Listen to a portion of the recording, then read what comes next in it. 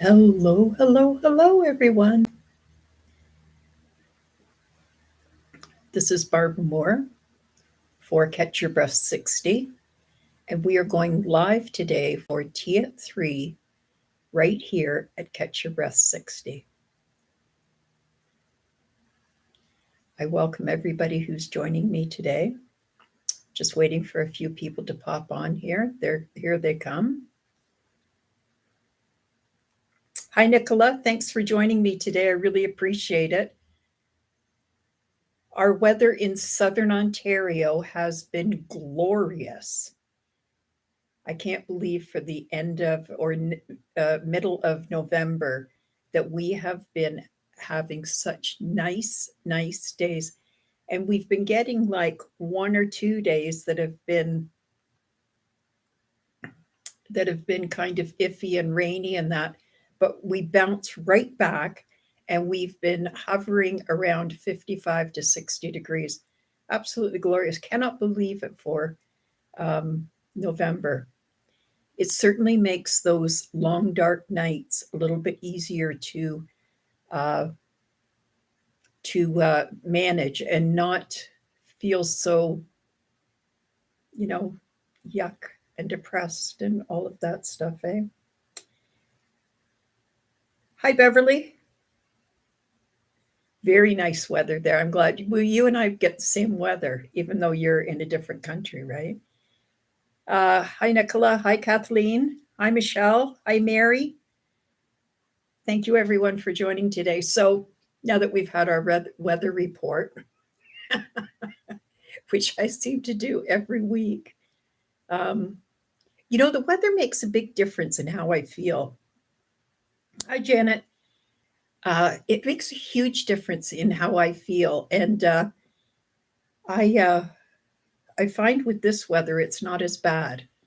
Once we get into that cold, overcast with no sunshine, I'm done.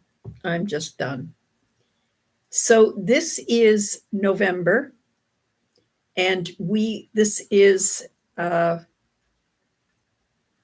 World COPD Month. So all of November, we've been promoting COPD and things to do and statistics and so forth. So we're going to talk about that again today. Tomorrow is the day. Tomorrow is World COPD Day.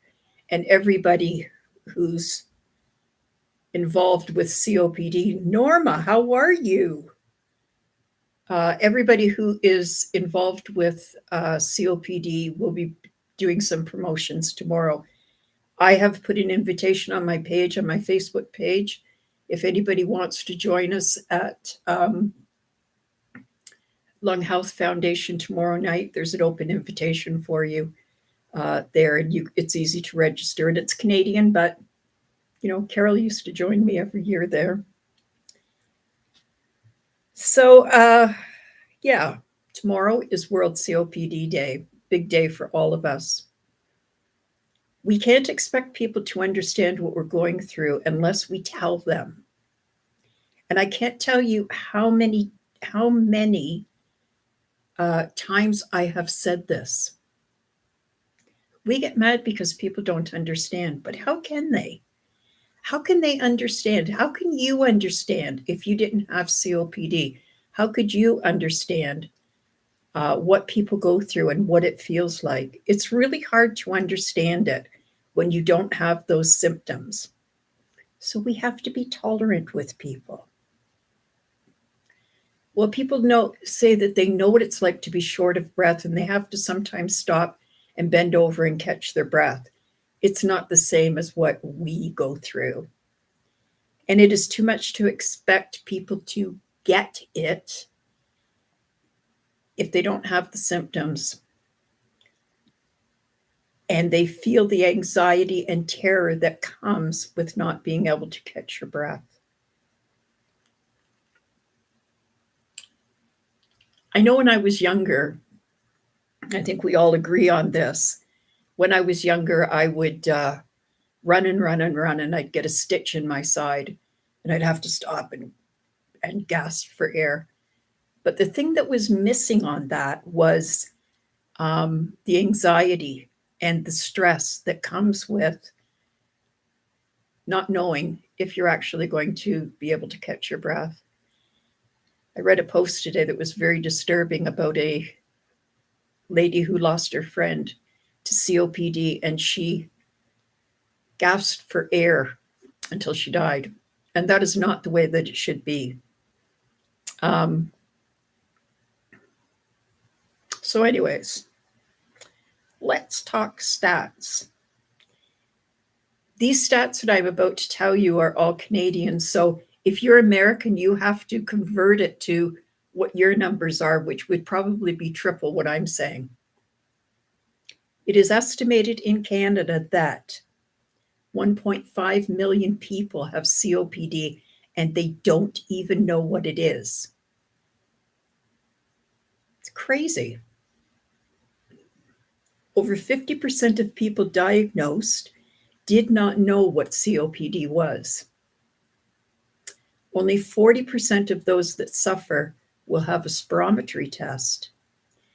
And for me, that is so true. I had to beg my doctor several times to give me a lung function test. I didn't even know what it was called at the time, but I knew that there was something wrong, and I had let it go for far too long. And he didn't want to give me a test because he felt like it was a waste of money. And finally, I demanded that he give me a test, which turned out to be a spirometry test. And when it came back, I was stage 3 COPD. Only 35% of those people who have symptoms will talk to their doctor. That is astounding. And why is that? Because they really don't know what is wrong with them. They really don't know if this is all mind over matter, or it's easy to put it down to the aging process, or I haven't been active enough. And that's what I did. And I did it for far too long, because without early intervention and management of COPD, we lend ourselves to things like heart failure. Let's talk limitations. When we have COPD, we are limited in our ability to exert ourselves and exercise. Exercise is one of the main things that we have to do in order to manage our COPD. And without it, we will continue to get worse and worse. We are limited in the household activities and the tasks that we can do in our house. This means that we can no longer manage our living space. COPD limits our ability to work, causing us to lose independence and our income. COPD limits our ability to sleep, and this causes an increase in anxiety and stress. I can't tell you how many years it's been since I've slept, what I would give for a good night's sleep. When we have COPD, we are limited in what kind of social activities we can partake of. So I know everybody in the States is looking forward to their Thanksgiving celebrations that are coming up. And that's wonderful. I, however, when we had Thanksgiving in October, I just bypassed it. I couldn't have a crowd of people in the house. I just didn't feel like all the excitement and everything that was going on. And I just couldn't do it. Those things really bother me, that I can't partake in normal activities like celebrating a holiday. Let's talk COPD diagnosis. Half of those who were diagnosed with COPD are under 65 years of age. How old were you when you were diagnosed? I was 60. A third of us lost all income. That was me. I lost all my income. 40% of us had to retire early. Most of us retired at 55, which had a negative effect on our lives.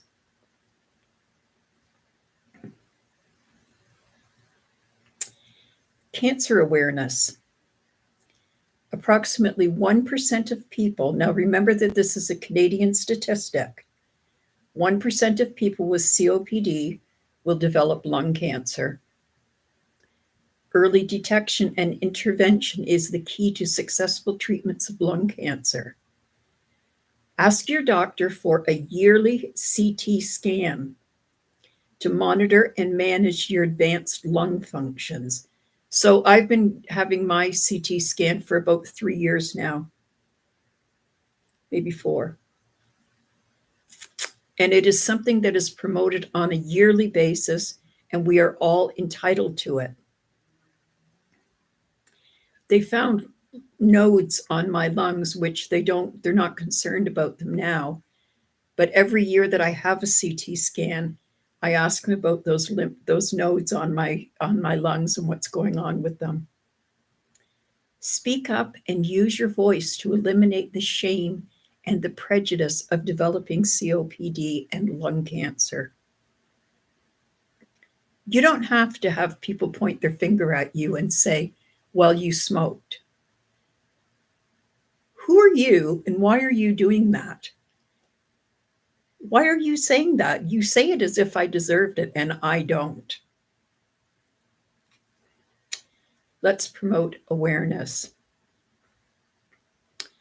Kicking that smoking habit to the curb is the best thing that you can do. And I hear people say every day, I wish I could quit smoking. I know I could breathe better, but I just can't do it. You can do it. You just have to have more willpower than the addiction. Look at it this way. One day you're going to quit, one way or the other. It's up to each one of us to educate others. And in order to do that, we must educate ourselves. When looking for information on COPD, make sure that you're looking at reliable sites. So reliable sites would be foundations and organizations that are well known,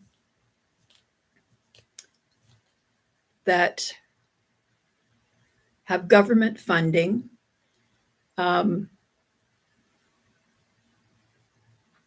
Google can be a dark hole, and we all know that. You don't even have to have a chronic illness to know that it can be a dark hole. You can go down that dark hole and you can be like, oh my God, I cannot believe how much stuff is here. Like, I don't know what's real and what's not. When you read something that sounds too good to be true, it usually is. If there was an actual cure for COPD and something that your doctor could do for you, they would be doing it immediately, and you would hear from them before it went on YouTube. Don't fall for scams. These things like gummies and lung cleansers and all of that stuff, it's all scams. It is to pad the pockets of those who are ballsy enough to take advantage of us who are disabled. It's up to you to take care of yourself by taking your medicines as prescribed.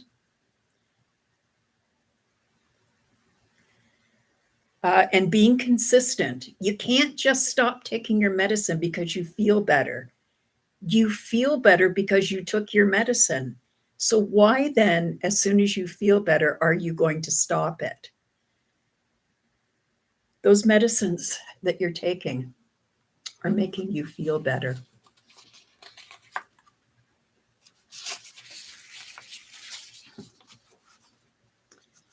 Keep regular appointments with your pulmonary specialist. Even if you don't see the value in the appointment, they will be able to monitor you better than anyone else can. Regardless of whether you have a spirometry test or not, they are still taking measures to monitor the advances in your COPD. Eating as a form of exertion.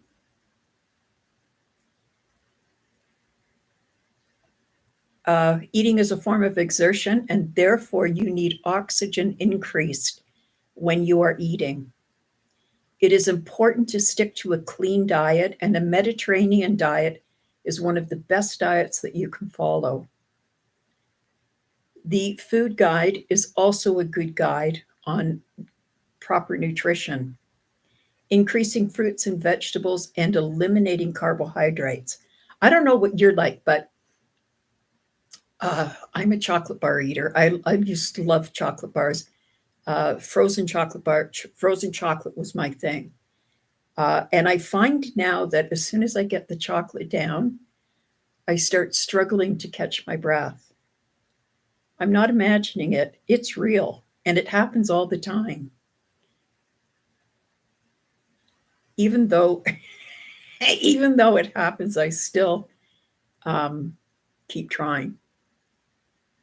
It's vitally important to stay active by exercising every day, even if you can only do a little bit every day. When starting out exercising, find seated exercises and then work your way up. If you enjoy doing yoga, there's a ton of that on YouTube. There is also, look for something called Sit and Be Fit. It will help you with seated exercises. So how can you promote awareness of COPD?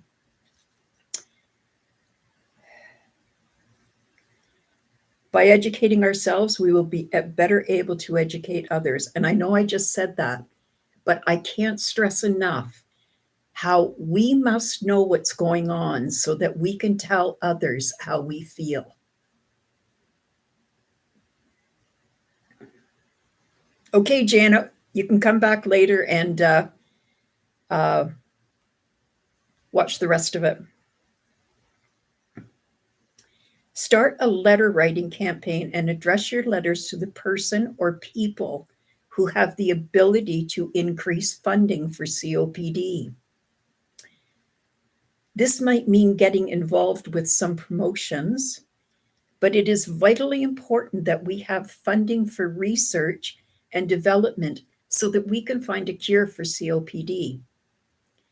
This person will be a member of parliament or whoever has the ability to increase healthcare funding. Use the power of social media to get involved and to share with others so that they can understand. You'd be surprised at how effective that can be. Get involved with a local lung association and ask them how you can volunteer with them and have your voice heard.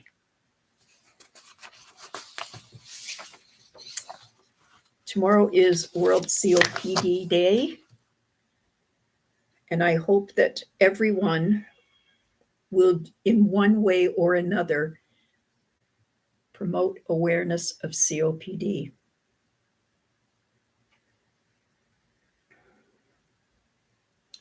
There is no older you.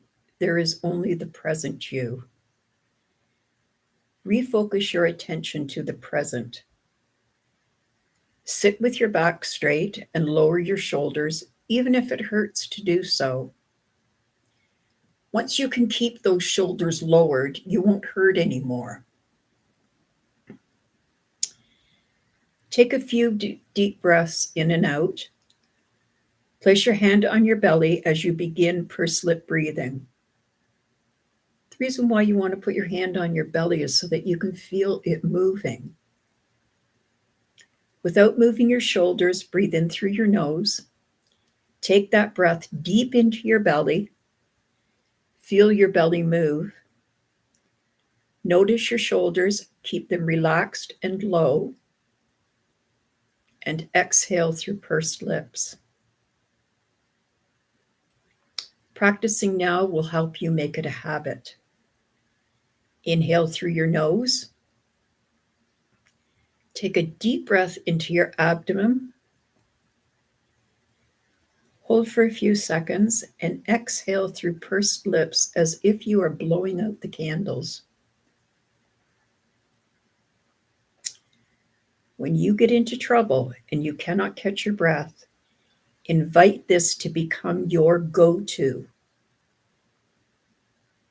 Inhale through your nose, deep into your belly. Hold it for a few seconds and exhale through pursed lips as if you were blowing out the candles.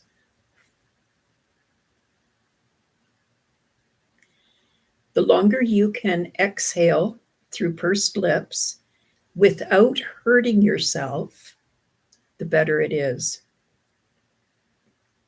Begin to breathe using pursed lips. Become aware of breathing with pursed lips. Inhale through your nose and take a breath into your belly. Hold for a few seconds and exhale through pursed lips. Begin to breathe using pursed lips. Remember to keep your thoughts positive. What you say has power. Inhale through your nose, deep into your belly. Hold for a few seconds and exhale through pursed lips as if you're blowing out the candles. So what they told me in the hospital when I first was diagnosed is smell the roses, blow out the candles.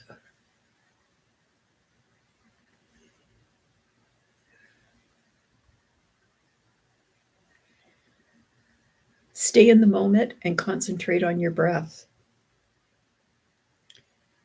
Inhale through your nose, take a deep breath into your belly, hold for a few seconds, and then exhale through pursed lips as if you were blowing out the candles. We are slowing our breathing pattern so that we can breathe more efficiently. Inhale through your nose and take a deep breath into your belly. Hold for a few seconds and exhale through pursed lips. Each breath has more meaning than the last. Inhale through your nose. Take a deep breath into your belly and hold for a few seconds, then exhale as if you were blowing out the candles.